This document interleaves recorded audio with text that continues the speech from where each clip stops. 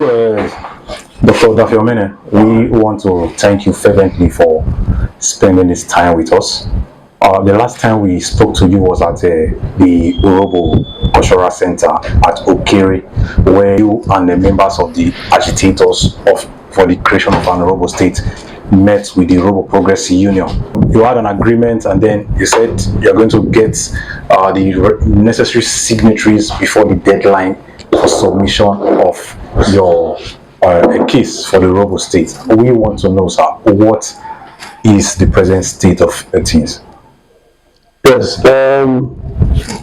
First of all, I want to let the entire Urhobo know that this project is still on, and a lot of development are taking place after we had met with UPU. The President General, I must say thank you million times over for coming to the rescue. I was still on my feet, writing to the members of the House of Assembly, letting them know that they ought to give us this consent. I wrote to them individually, and I wrote to them as a body because they have a forum of Urhobo legislators in the House of Assembly. There are 10 members in that forum, and they have a leader in the person of Right Honorable Arthur Agbo from APU East. That's the Deputy Speaker, sir. The Deputy Speaker, I think he's from Eku. Yes. You know, it's really my personal friend. So they said to me that, oh look, they said to me that, look, I should leave this matter to him. They were even having to invite them to a town hall meeting. None of them showed up. It's part of the enormous advertisement that we put up. Television, radio, even through your medium. Yes, sir. You know, inviting all of them to this town hall meeting. And they were taking the bull by the one that, oh look, they will just write one letter to that forum. And I'm the chairman. I will put it in the WhatsApp platform, and everybody will come. So I was happy. But apart from that, I wrote to them again individually for the town hall meeting. No one responded, and no one came. Fine. Now I have gone far. I've gone to all the chairmen of local government, one by one, in the offices. Give them the letters as well, their own letters. But it is now you're told to give me your consent, all of you. And sadly again, after putting it in UPU letterhead, and now using UPU to drive it, signed by the UPU President General worldwide, how dare you not to comply? How dare you? And not just that, they sent a chief, a reputable chief, Chief Atiti, to take these letters personally to the members in Asaba, House of Assembly members. They telling them that meet with the Agbo because you are Agbo. He's the one who said you will take charge. But prior to that, I sent every letter of every member to each of them. So each member has 10 letters, one for himself and the other 9 for his colleagues. And I pleaded on the need of each of their messages that I sent to them. Please help to distribute to your other members. I didn't let them know that I've sent the same thing to the other members. Please help to distribute to the other members. And one of them wrote to me, oh, it will be very important if you deliver it to individual members. That's where there will be pride of place and respect for them. I thought, look, fine.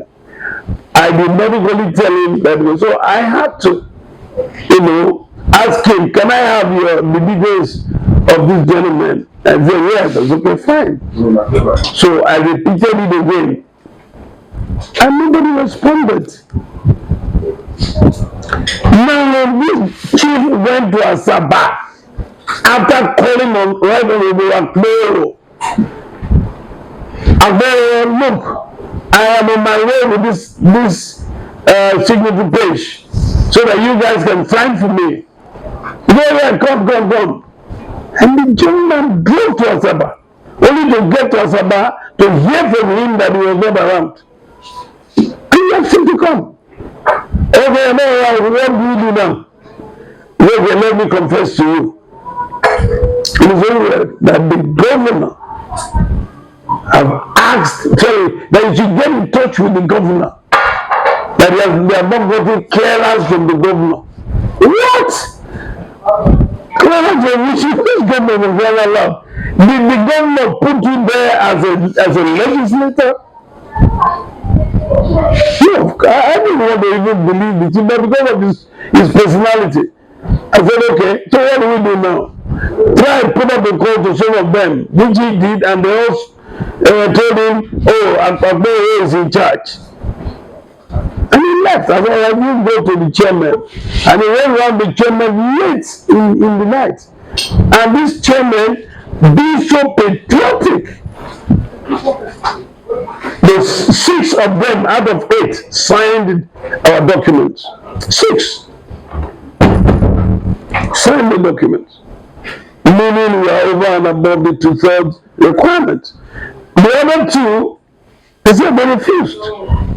That is usually sent and usually not chairman.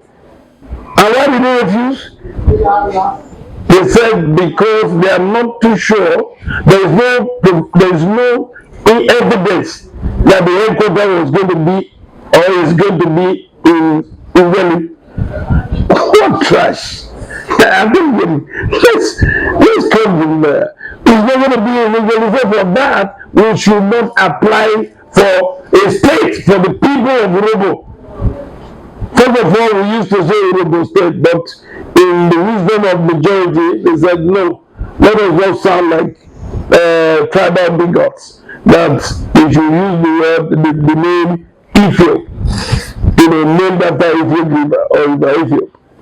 So we cuts across 5 local governments out of the 8, which is one of the biggest landmarks in Urhobo land. So right now we're now calling it Ethiopia State. So every time you hear me say Ethiopia State, is basically a replacement of the word Urhobo to Ethiopia. It's the same. Now we have been waiting on this gentleman, 10 of them, and none is ready. The President General has called the governor. I put pressure. When he called the governor, not pressure really. I discussed it with him. He said, Dr. Mala, give me some time, I'm going to call the governor. He got back to me, and I was speaking with the governor, and the governor said, oh, you should give him some time to look into it. It's like there's never been briefed or something. I will look into it. This morning, the chairman of the committee on Ethiopia State creation, Chief Omene, Doctor, confirmed again this same story from Right Honorable Omene that the President General equally called him and he told the President General that he should call governor, confirming what the other chief said. Call the governor for what reason, on what grounds, logically or illogical. They should let us know. That's why I said no, the public must know this. The entire Urhobo land should know this, that this is what we have been doing, this is how far we have gone, and this is how much pressure we are putting on these youngsters, and they don't even give a damn on protecting the interests of the voice that put them in that place, for crying out loud. And some were writing to me, oh, I take exception to this, take exception to that, that I should lobby them. I, Dr. Mele, you go and lobby you. For what? I should leave my house, come spend my money to to come and lobby you, not that them the money. That's not what I mean by spend the money. I'm going to pay for transport. I'm going to take care of myself in the hotel to come and lobby you.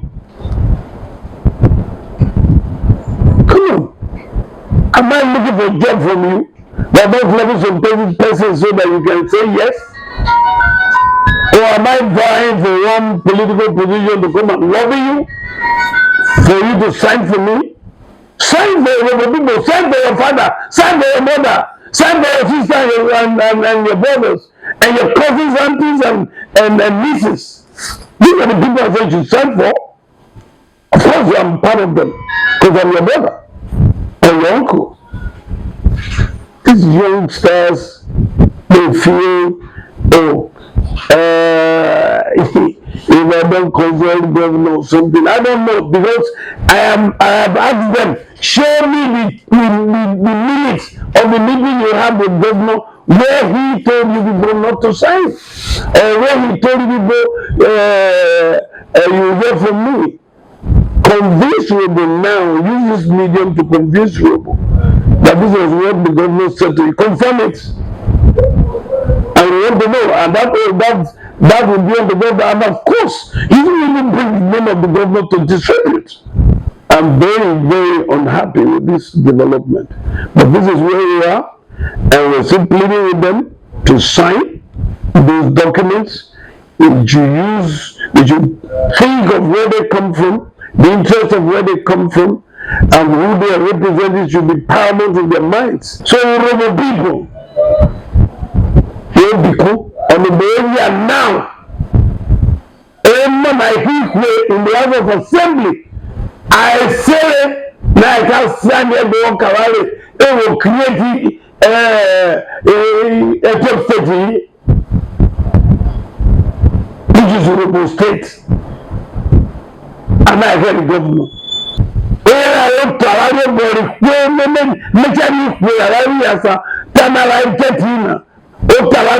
I want to state some of it. And then you state all. One, will be entitled to 3 Senate seats, senatorial seats, era, instead of 1. We'll be having 9 House of Representative seats, automatic.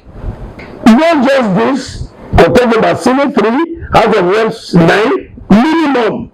Then we have ministerial appointment is automatic. One must go to each state.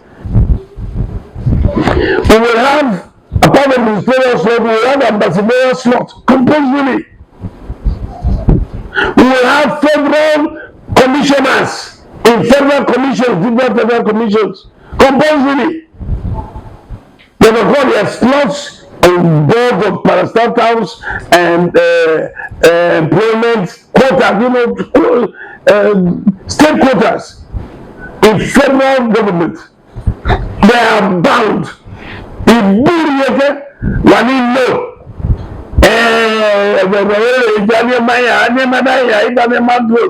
are majority in maybe New Delta State, they call it. In Georgia, you were there when they released 31 names of a special of interest, and one of it is Warri State.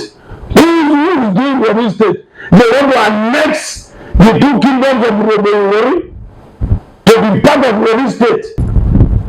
This is like a rescue assignment to ensure that we are now together and work together. You want to put their lives in jeopardy. If you are not interested, go and naturalize somewhere else. If you are not interested in protecting this interest, naturalize somewhere else. They will accept you. I'll tell you something. Something that happened in the past when I was chairman of the local government. I couldn't take that from the governor, the then governor. When the issue of our land, the land, will be seeded away systematically by the government to the north. I said, no, you can't do that. I went to court and I won the case.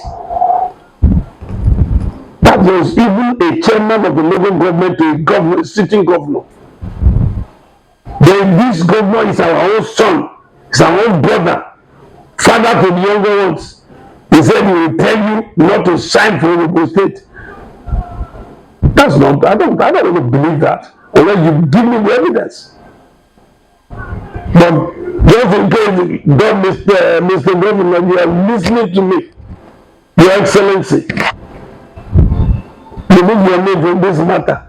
By instructing them, if you feel you want to hear from me, you have heard from me quietly. Oh, so the 6 local government chairmen They have signed. Wonderful.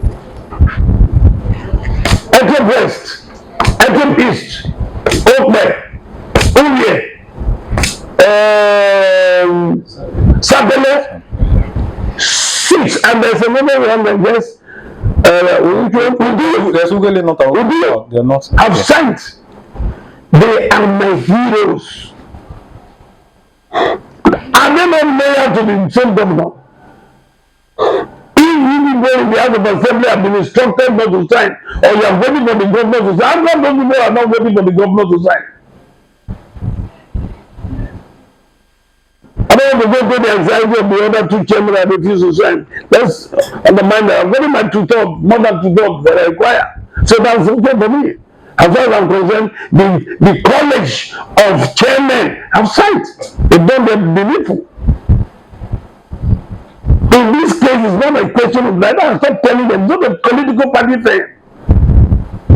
In the political party thing where is APC, we have five Urhobo champs in APC, also in APC, that are in the house. That would probably give me almost 2/3, that's half. None of them is ready to sign. So something is wrong. And why should something be wrong? Why wasn't there something wrong with the chairman? Who are so patriotic, who are now the heroes of Urhobo. Their name, in fact, their name should go to the Hall of Fame. UP should recognize these people. I still want to use this medium to talk to you people, 10 of you, to sign that document on behalf of your father, your mother, your cousins, your sister, your nieces, and every other person in Urhobo. And don't hesitate to sign that paper. Nobody should come and lobby you to sign it. I won't lobby you. Anybody who's lobbying you, that's his business. I will not lobby you because of responsibility. Thank you very much, Chief.